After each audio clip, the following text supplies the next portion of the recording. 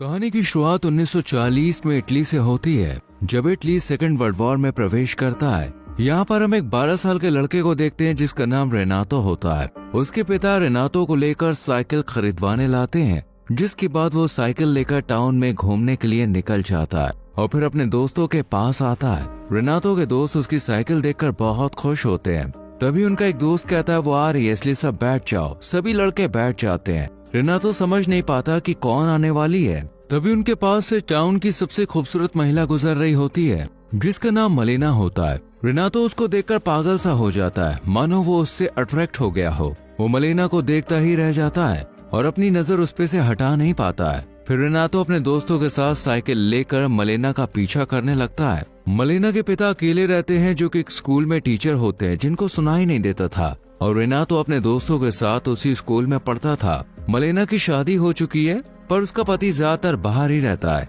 क्योंकि वो आर्मी में है। मलेना बहुत ज्यादा खूबसूरत होती है, जिस वजह से टाउन के सभी मर्द उसे पाना चाहते हैं। उसकी एक नजर पाने को वो लोग बेकरार होते हैं, पर टाउन की औरतें उससे जलती थी और उसके जैसा सुंदर बनना चाहती थी। इसके बाद हम रेनातो को देखते हैं, जो कि स्कूल में होता है, जहाँ उसके मन में बार बार मलेना का ख्याल आ रहा होता है, जिस वजह से वो पढ़ाई में ध्यान नहीं दे पाता है। फिर स्कूल खत्म होने के बाद रेनातो साइकिल लेकर मलेना के घर जाता है और सड़क की दूसरी ओर बैठकर घर से उसके निकलने का इंतजार करने लगता है। तभी मलेना घर से बाहर आती है और रेनातो को अपने पास बुलाती है और उसे पैसा देकर सिगरेट लाने को कहती है। रेनातो मलेना को घूरे जा रहा होता है।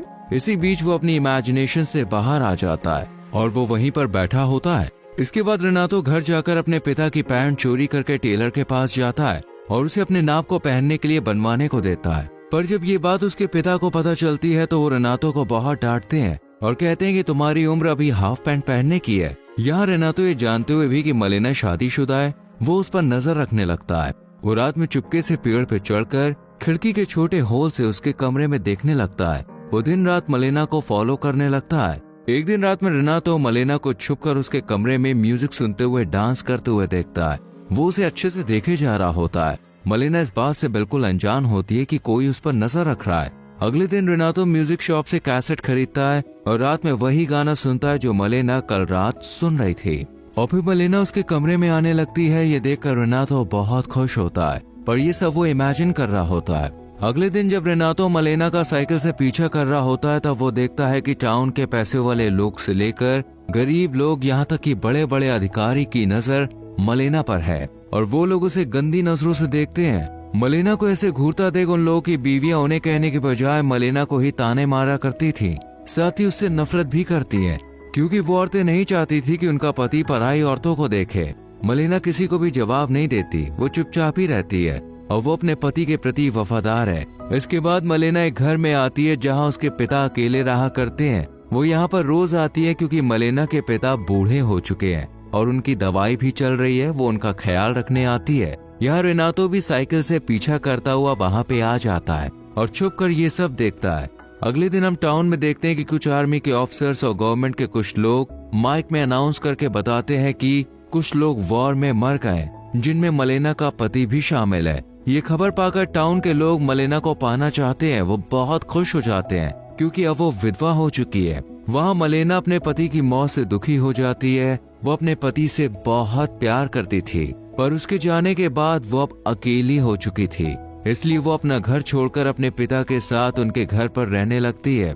रेनातो मलेना के घर के बाहर से उसे देख रहा होता है, जो कमरे में रो रही होती है। कुछ दिन के बाद जब मलेना अपना कपड़ा सुखा रही होती है, तब रेनातो चुपके से उसके कपड़े चुरा कर भाग जाता है और रात में कपड़े को हाथ में लिए मलेना के ख्यालों में खो जाता है। अगली सुबह जब उसके पिता रेनातो के पास वो कपड़ा देखते हैं तो वो उस पे बहुत चिल्लाते हैं और उसकी माँ उसे बहुत मारती है। फिर उसके पिता रेनातो को कमरे में बंद कर देते हैं। ऐसे ही 3 दिनों तक रेनातो कमरे में बंद रहता है और वो खाना पीना भी छोड़ देता है, जिस वजह से उसकी तबीयत भी खराब हो जाती है। तब रेनातो के पेरेंट्स डॉक्टर को बुलाते हैं। तब डॉक्टर चेक करने के बाद कहते हैं कि उसे टाइम पर खाना खाना होगा और उसे खुली हवा में जाना होगा। इसके बाद रेनातो साइकिल लेकर निकल जाता है। यहाँ पर वो देखता है कि मलेना के खिलाफ टाउन की महिलाएं अफवाहें फैलाती हैं कि वो पराये मर्दों के साथ गुलछर्रे उड़ाती है और कुछ आदमी भी मलेना के बारे में उल्टा सीधा कहते हैं। पर रेनातो को पता था कि वो ऐसा नहीं है। अगले दिन मलेना के पिता जब स्कूल में पढ़ा रहे होते हैं तब उनके पास एक नोट आता है जिसमें लिखा होता है कि तुम्हारी बेटी अच्छी औरत नहीं है, उसके टाउन के कई मर्दों के साथ चक्कर चल रहा है। ये सुनकर उसके पिता गुस्सा हो जाते हैं और अपनी बेटी को अपनाने से इनकार कर देते हैं और उसे अपने घर से निकाल देते हैं। जिसके बाद मलेना अपने घर में रहने चली जाती है। एक रात जब रेनातो पेड़ पर चढ़कर उसे खिड़की के छेद से देखने के लिए आता है, वो देखता है कि मलेना का टाउन के ऑफिसर के साथ अफेयर चल रहा है। ये देखकर रेनातो को बहुत बुरा लगता है। फिर जब ऑफिसर बाहर आता है तब उस पर एक डेंटिस्ट हमला कर देता है। ये आदमी मलेना को पसंद किया करता है। तभी डेंटिस्ट की पत्नी पुलिस को लेकर वहाँ पे आ जाती है और कहती है कि मेरे पति का मलेना के साथ अफेयर चल रहा है। वो मलेना के ऊपर केस कर देती है और ये बात आग की तरह चारों तरफ फैल जाती है। मलेना का शादीशुदा आदमी के साथ अफेयर चल रहा है, इन सब बातों से मलेना परेशान हो जाती है और टाउन के एक बड़े लॉयर के पास जाती है और उन्हें उसका केस लड़ने को कहती है। लॉयर भी उसका फायदा उठाना चाहता है, इसलिए वो मान जाता है। फिर कोर्ट की सुनवाई होती है। मलेना का लॉयर कहता है कि डेंटिस्ट के साथ मलेना का कोई भी रिश्ता नहीं है और वो ऑफिसर बस उसका दोस्त है। मलेना का वकील केस जीत जाता है। इसके बाद मलेना का लॉयर उसके घर आता है, तब मलेना उसे उसकी फीस देती है और लॉयर की फीस बहुत ज्यादा होती है। इसका फायदा उठाकर लॉयर उससे अपना काम निकलवा लेता है। ये सब रेनातो छुप कर देखता है और इस बीच वो पेड़ से गिर जाता है और उसका एक हाथ टूट जाता है। इसके बाद से मलेना लॉयर से मिलने लगती है क्योंकि उसे अब कोई भी काम नहीं मिल रहा था और उसे अपना खर्चा निकालने के लिए लॉयर की बात माननी पड़ती है, जिसका सारा खर्च उठाता है। पर इस रिश्ते के बारे में जब लॉयर की माँ को पता चलता है तो वो उसे डांटती है और कहती है कि तुमने हमारा नाम मिट्टी में मिला दिया। ये सब सुनकर लॉयर मलेना से अपना रिश्ता तोड़ देता है। इसके बाद से मलेना बिल्कुल अकेली हो गई होती है। मलेना को कोई भी काम देने को रेडी नहीं होता है और उसके पति की वजह से जो पेंशन मिलती थी वो भी अब बंद हो चुकी होती है। मलेना एक रात अपने बालों को काट कर छोटा कर लेती है क्योंकि वो सोचती है कि टाउन के लोग बिना कुछ करे ही उसके बारे में बुरा सोचते हैं, तब क्यों ना वो सच में ही बुरी बन जाए। अगले दिन मलेना शहर में अलग रूप में आती है जिसे टाउन के लोग देखते ही रह जाते हैं और वो लोग एक विधवा के बजाय इस रूप में देखकर उसे बहुत खुश होते हैं। मलेना खाली चेयर में जाकर बैठ जाती है और सिगरेट जलाने के लिए मुंह में रखती है। तभी कई मर्द उसके पास आते हैं और एक आदमी उसकी सिगरेट लाइटर से जला देता है। मलेना सोचने लगती है कि जब उसने अच्छे से जीना चाहा तब लोगों ने उसे ऐसा करने नहीं दिया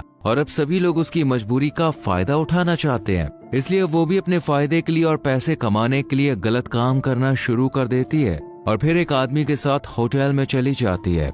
रेनातो ये सब दूर से खड़ा होकर देख रहा होता है। ये सब उसको बिल्कुल भी अच्छा नहीं लगता। वो रात में मलेना के घर पर नजर रखता है और देखता है कि रोज रात मलेना के घर कुछ लोग आते हैं, पर मलेना के ऐसा करने से उन आदमियों की पत्नियां बहुत नाराज होती हैं और उससे और भी ज्यादा नफरत करने लगती है। मलेना अब टाउन में बहुत ज्यादा फेमस हो चुकी होती है। वो सीना के साथ भी घूमने जाया करती थी।